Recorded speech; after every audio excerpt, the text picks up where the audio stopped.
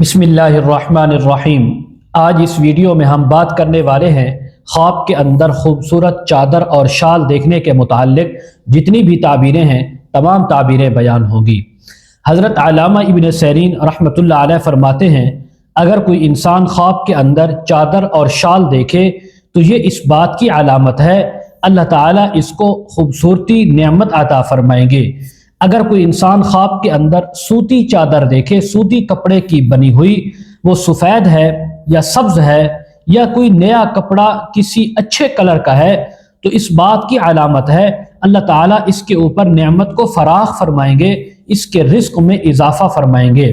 अगर ख्वाब के अंदर किसी ने वो चादर छोटी देखी साइज के अंदर, या ब्लैक देखी काले कलर की, या इसके अलावा पुरानी फटी हुई देखी है, तो रिस्क में कमी आने की, इज्जत में कमी आने की ताबीर है।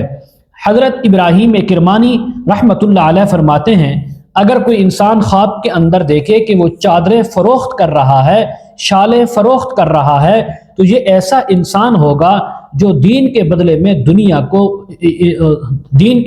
दुनिया खरीदेगा और दीन को फरोख्त करके दुनिया हासिल करेगा। खास कर अगर किसी ने सूती कपड़े की चादर देखी है तो फिर इस बात की अलामत है कि दीन के बदले में दुनिया हासिल करेगा।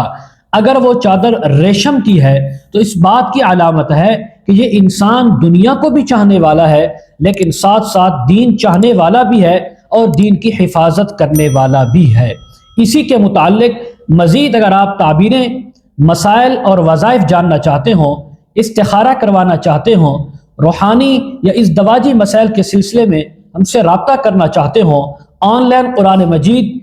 या तफसीर आप हमसे पढ़ना चाहते हों, वीडियो के कमेंट सेक्शन में या सामने स्क्रीन के ऊपर हमारा व्हाट्सएप नंबर चल रहा है, इस पर आप हमारे साथ कांटेक्ट कर सकते हैं।